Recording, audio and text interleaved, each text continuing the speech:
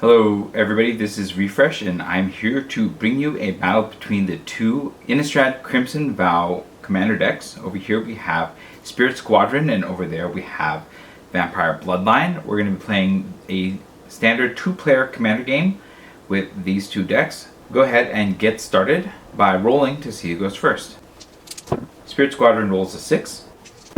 Vampire Bloodline rolls an 8. Vampire Bloodline will opt to go first. We'll draw our opening hands. Vampire Bloodline draws a Patron of the Vein, Blood Artist, Commander Sphere, Foreboding Ruins, Path of Ancestry, Exotic Orchard, and Dark Imposter.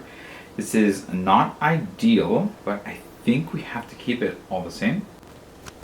Spirit Squadron draws a Custody Soulbinders, Temple of Enlightenment, Spectral Arcanist, Ghostly Prison, Donal Herald of Wings, Imprison of the Moon, and Path of Ancestry. It's a little slow, and we don't have a third land, but the Temple of Enlightenment helps me feel better about keeping this. Bloodlines will start with a Path of Ancestry. It's a land that enters the battlefield tapped, and you can tap to add 1 mana of any color in your commander's color identity when that mana is spent to cast a creature spell that shares a creature type with your commander, scry 1. And Bloodlines will pass a turn. Squadron draws an Azorius Signet. We'll play the Temple of Enlightenment. It's a land that enters the battlefield tapped. When it enters the battlefield, you can scry 1 and you can tap it for blue or white. We'll scry, we'll put the Soul Ring right back on top. Seems good. And then we'll pass the turn. Blue Lions untaps. Draw a Falconwrath Gorger. We'll tap the Path of Ancestry to cast the Falconwrath Gorger. This is a 2/1 Vampire Berserker. Each vampire creature card you own that isn't on the battlefield has madness. That madness cost is equal to its mana cost. And then we'll play the Foreboding Ruins. It's a land. As it enters the battlefield, you may reveal a swamp or a mountain card from your hand. If you don't, it enters the battlefield tapped, and you can tap for black or red, so it'll enter the battlefield tapped. And then we'll pass the turn. Squadron draws a Soul Ring. We'll tap the Temple of Enlightenment to cast the Soul Ring.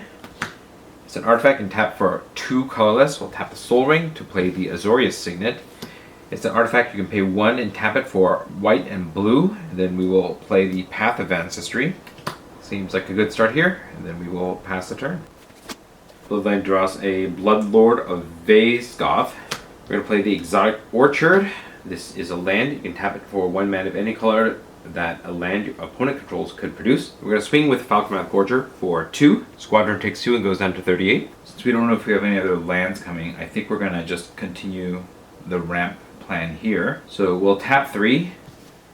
Tapping the Orchard for blue and cast the Commander Sphere. Artifact, you can tap for 1 mana of any color in your commander's color identity. You can sacrifice it to draw a card. Then I'll pass the turn. Now we have a Darksteel Mutation. I think casting Donal first seems like the best first play. We'll tap 4 and cast Donal Herald of Wings.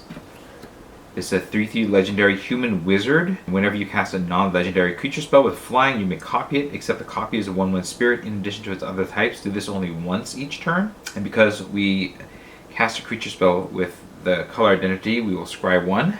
We will keep the Spectral Shepherd on top, then we'll pass the turn. We should have scribed with Path of Ancestry before, so we'll do it right now. This is a Bloodsworn Sword. I think this is reasonable to keep, so we'll draw that. We now have 4 mana. Can't really attack into their Donal, but we can cast the Bloodsworn Sword, so let's tap out and cast it. This is a 4/4 Vampire Knight with flying, and commander creatures you control have to get +2/+2 and have haste. It'll pass.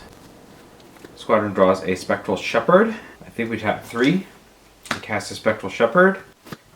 This is a 2/2 spirit with flying, and for 1 and blue, return target spirit you control to its owner's hand. This is duplicated by Donal. This copy is a 1/1. We have 2 more mana, but we don't really want to cast anything else yet, so we are going to pass here. Draw a Stormkirk Captain. Stormkirk Captain seems like a good play here, so we'll tap 3 and cast a Stormkirk Captain. This is a 2/2 Vampire Soldier with First Strike. Other vampire creatures you control get +1/+1 and have First Strike. And because we use the path, we're going to scry. I think we'll put Dano Pact on the bottom right now. I think we're currently winning the race in the air, so I think we're going to attack with the First Striking Flying Bloodsworn Sword. Squadron takes 5 and goes down to 33. Bloodlines will pass the turn. Squadron draws a land. We'll play that. Now we have 6 mana. I think we swing with the Spectral Shepherd and the copy. Blue Lens takes 3 and goes to 37. We'll spend 3 and cast Ghostly Prison. This is an enchantment. Creatures can't attack you unless their controller pays 2 for each creature they control that's attacking you. And then we will pass the turn for now. Bloodlands draws a swamp. We'll play the swamp. Ghostly Prison does not make it very worthwhile to attack. I think we can still attack with the Steward. 5, paying 2 mana. Squadron takes 5 and goes down to 28. Then we'll spend 3 more mana to cast Dark Imposter. This is a 2/2 Vampire Assassin with 4 black, exile target creature and put a +1/+1 counter on it. It has all activated abilities of all creatures exiled with it. We'll pass the turn. Draw an island. We'll play the island. I have 7 mana. I think we need to start getting rid of my opponent's better creatures here. So we're going to spend 5 mana and cast Darksteel Mutation, targeting the Dark Imposter. This is a aura, enchant creature. Enchanted creature is an insect, artifact creature with basic power, toughness 0/1, and has indestructible and loses all other abilities, card types, and creature types. We'll also cast Imprisoned in the Moon. This is an enchantment aura, enchant land, creature, or planeswalker. Enchanted permanent is a colorless land with tap for colorless and loses all other card types and abilities. We'll put that on the Stormcrypt Captain. And again, we'll swing with the 2 flyers here. Bloodlines takes 3 and goes down to 34. Squadron passes. We draw a swamp, play the swamp. I think that is a good play here. We'll tap out and cast Patron of the Vein. This is a 4/4 Vampire Shaman with flying, and when it enters the battlefield, destroy target creature an opponent controls. Whenever a creature an opponent controls dies, exile it and put a +1/+1 counter on each vampire you control. We'll blow up Donal. We cannot save Donal, so Donal is exiled. And then we'll put a counter on each vampire. We don't have the mana to attack, so we'll pass for now. We get a Rhoda Geist Avenger. We'll spend 4 to cast Rhoda Geist Avenger. This is a 3/3 legendary human soldier with partner with Timid, Youthful Geist and Vigilance. Whenever a creature an opponent controls becomes tapped, if it isn't being declared as an attacker, put a +1/+1 counter on Rhoda, and then we'll scry 1 off the Path of Ancestry.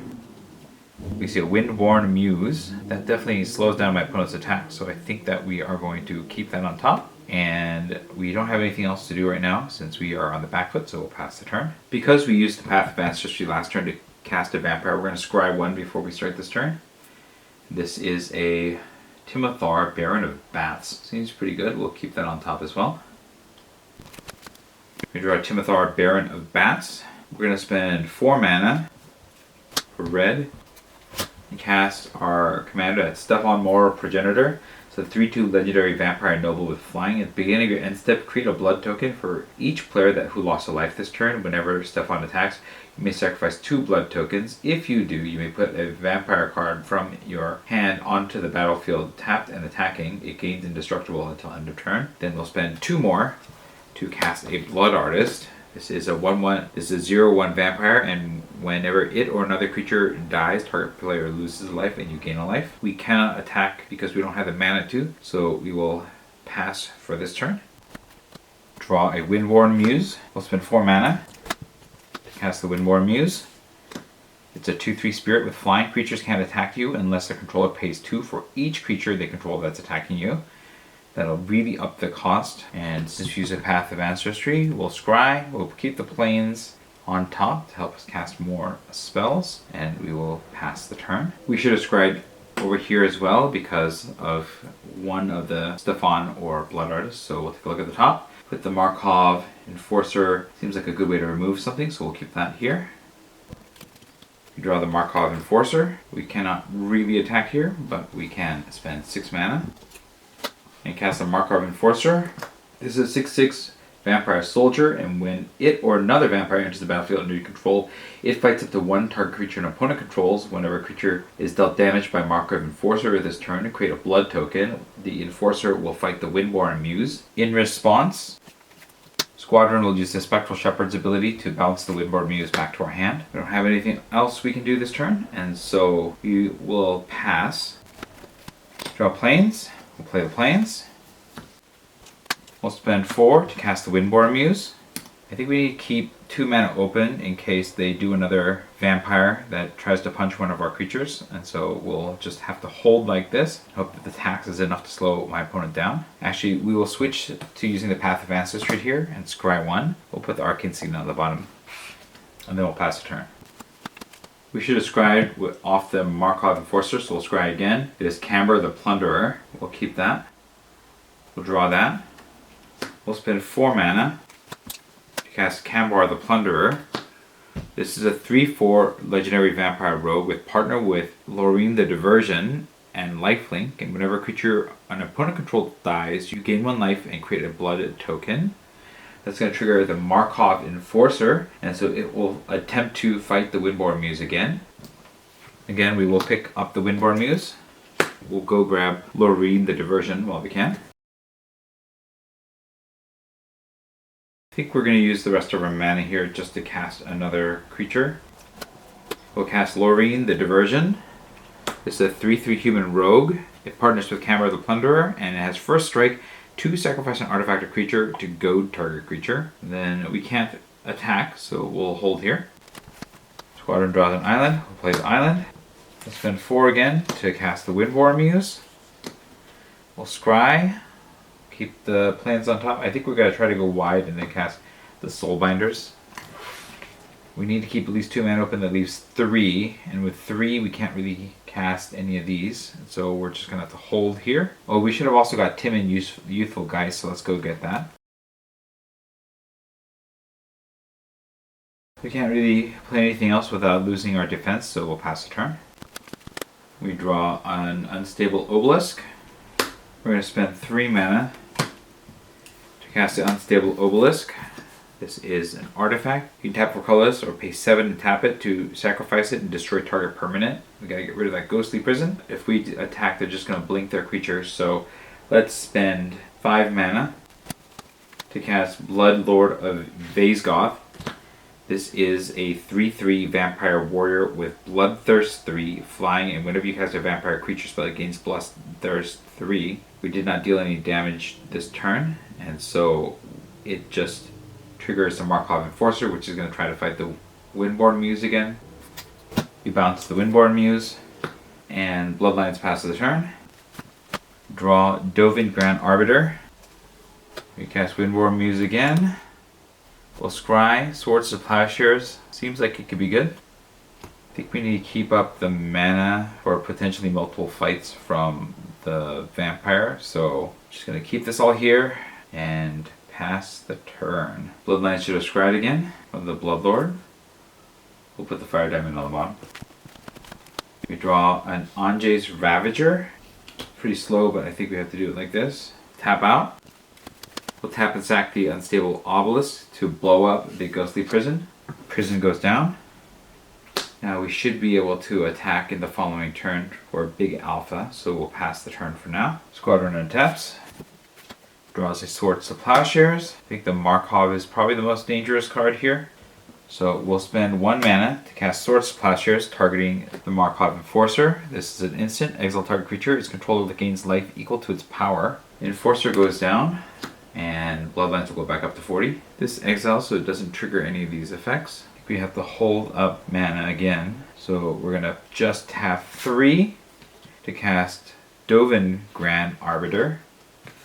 This is a 3 loyalty legendary Dovin Planeswalker, and for +1 until the end of turn, whenever a creature you control deals damage to a player, put a loyalty counter on Dovin. For -1, create a 1/1 Thopter artifact creature token with flying, and you gain 1 life. And for -7, look at the top 10 cards of your library, put 3 of them into your hand, and the rest on the bottom of your library in a random order. We'll immediately +1 him up to 4 loyalty, and then we'll stay on defense and pass the turn.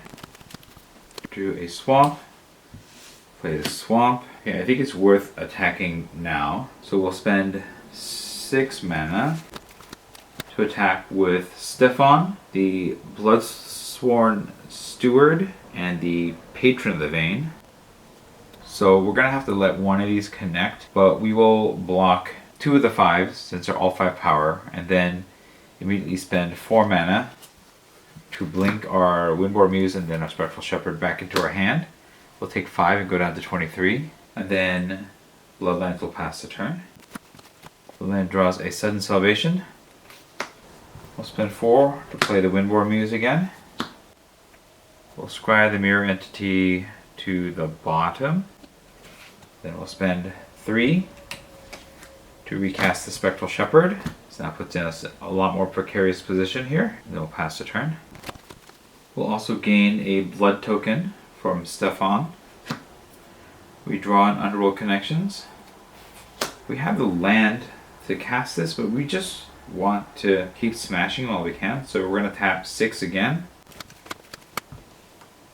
to attack with Stefan, the Bloodstone Sword, and the Patron of the Vein again. We're going to end up losing things, but I think we try to hold on as much as we can. We're going to block with the Spectral Shepherd on 1. We'll take 10 and go to 13 and bounce the Spectral Shepherd before damage is dealt. Bloodlines gets another blood at the end of the turn and we'll pass.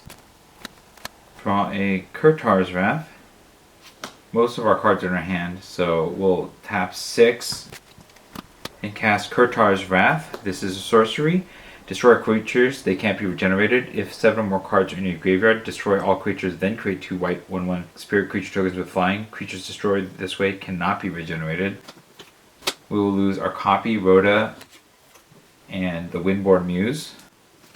Over here we're going to lose our commander, Falconwrath Gorger, Bloodstorm Sword, Bloodlord of Vaesgoth, Patron of the Vein, Blood Artist, Camber the Plunderer, and Loreen the Diversion. And that's going to trigger the Blood Artist and the Camber for 1, 2, 3, 4, 5, 6, 7, 8 for the Blood Artist, and 3 for the Camber. So we'll gain 11 life to go up to 51. We'll gain 3 blood tokens.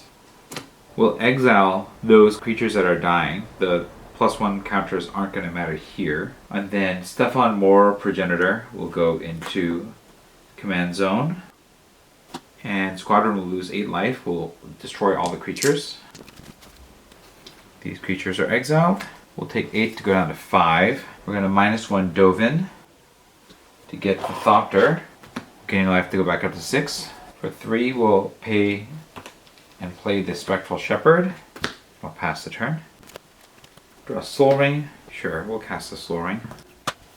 We'll spend 1 mana to crack a blood. We'll discard Antje's Ravager and then spend 2 mana to cast it with Madness. This is a 3/3 Vampire Berserker. Attacks each turn if able.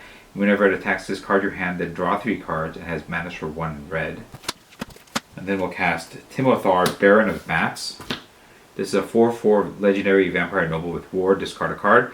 And whenever another non-token vampire you control dies, you may pay 1 and exile it. If you do, create a 1/1 black bat creature token with flying. It gains when this creature deals combat damage to the player, sacrifice it and return the exiled card to the battlefield tapped. Then we can't attack, so we'll pass. Draw an Angel Flight of Flight Alabaster. We'll spend 4 mana and cast Spectral Arcanist. This is a 3/2 Spirit Wizard with flying, and when it enters the battlefield, you may cast another instant or sorcery spell with mana value less than or equal to the number of spirits you control from a graveyard without paying their mana cost. If that spell will be put into a graveyard exile instead, we'll recast Swords of Plowshares, targeting Antje's Ravager. Antje's Ravager is exiled. And we'll gain 3 more life to go up to 54. And we'll spend 5 more mana to play Timon Youthful Geist. This is a 3/4 legendary spirit with partner with Rhoda, Geist Avenger, and has flying. At the beginning of each combat, tap up to 1 target creature. Then Dovin will +1, and we'll go to combat. We will swing with our 2 flyers. For 3, we'll tap it the Dark Imposter, and Bloodline takes 3, going back down to 51. Dovin gets an extra counter. Then we'll pass. I don't think we scryed off casting Timothar, so we're going to take a look at the next card is a Tainted Peak, which we're going to put on the bottom. We draw a Stormkirk Condemned. We'll spend 3 mana to cast Underworld Connections. It's an Aura Enchant land, and it has tap, pay 1 life, draw a card. We'll put that on the Exotic Orchard. We'll use its ability to tap, pay 1 life to go down to 50, and draw a Imposing Grandeur. Seems terrible to cast that card, So we'll spend 2 more mana to cast the Stormkirk Condemned. It's a 2/2 Vampire Horror. With this card, vampires you control get +1/+1 until end of turn. Activate only once each turn. We'll scry 1. It's a Sinister Waltz. We'll keep that on top. Seems good. We don't want to cast Imposing Grandeur, so we're going to hold here and pass the turn. Drew an Occult Epiphany. We're going to spend 4 mana to cast her commander, Millicent Restless Revenant. It's a 4/4 legendary spirit soldier, and it costs 1 less to cast for each spirit you control. It has flying, and whenever it or another non-token spirit you control dies or deals combat damage to a player, create a 1/1 white spirit creature token with flying. Opponent doesn't have any flyers, so we will go to combat and attack with all the flyers. We'll tap down the Stormkirk Condemned. It's 9 damage going through. Condemned is tapped. We'll take 9 to go to 41. We'll get a 1/1 spirit. We'll -1 to get another Thopter. Gain a life to go up to 7. We'll spend 4 to cast Custody Soulbinders. It's a 0/0 human cleric, and when it enters the battlefield, it enters with X +1/+1 counters, where X is the number of other creatures on the battlefield, and you can pay 2 white to remove a counter to create a 1/1 white spirit creature token with flying. There are 7 other creatures on the battlefield, so it becomes 7/7. Then we will pass the turn. We drew a Sinister Waltz. I'm going to use the Exotic Orchard to lose a life to go back down to 40. To draw a swamp, we'll play the swamp. We're going to spend 5 mana. Cast Sinister Waltz is a sorcery. Choose 3 target creatures in your graveyard, return 2 of them at random to the battlefield, and put the other on the bottom of your library. We'll choose Patron of the Vein, the Bloodstorm Steward, Camber the Plunderer, and Loreen the Diversion. It's a gamble. We're going to put 1 of these on the bottom at random. Camber the Plunderer goes on the bottom at random to the bottom of the library. And we will get the Patron of the Vein and Loreen the Diversion back. Loreen's partner triggers, and we'll get Cambar, put it into our hand, and we'll shuffle. We're going to use the Patron's ability to blow up the Custody Soulbinders before they can generate all the tokens. Soulbinders are exiled. We'll get a counter on each of our vampires. That'll help our defenses here. We'll spend 4 more mana to cast Kambar the Plunderer again. We'll just pass and see if we can get through it on a following turn. We draw an Azorius Locket. Opponent only has 1 flyer. We have to keep some defenses up, unfortunately. We'll keep the tokens back. In fact, we'll make another token. Going down to 3, getting a life to go up to 8. Getting another Thopter. Treat this copy as though it were a Thopter. We'll spend 3 to cast the Azorius Locket. It's an artifact, you can tap it for white or blue, and you can pay hybrid white-blue ×4, tap it to sack it to draw 2 cards. And then I think we'll go to combat, we'll tap down the Patron of the Vein, and swing with all of the non-Thopter flyers for 13 damage. Patron is tapped. We'll take 13 to go down to 27. We'll spend 5 more mana. Cast the Angel of Flight Alabaster. This is a 4/4 angel with flying. At the beginning of your upkeep, return target spirit card from your graveyard to their hand. We don't have any spirits in the graveyard, they all get exiled. We'll pass. Draw a Rakdos Charm. So I think we just tap 2 mana and cast Rakdos Charm. It's an instant. You can choose one, exile all cards from target player's graveyard, destroy target artifact, or each creature deals 1 damage to its controller. We're going to choose the latter. We'll take 6 to go down to 21, and Squadron will take 10 to die. And so that ends this battle with Vampire Bloodlines defeating Squadron after a board wipe and being able to rebuild. And that is going to be the end. Let me know what you thought about the game in the comments below. If you enjoyed this video, hit the like button. If you'd like to see more of my videos, you can hit subscribe. This is Refresh. Thanks for watching, and I will see you next time.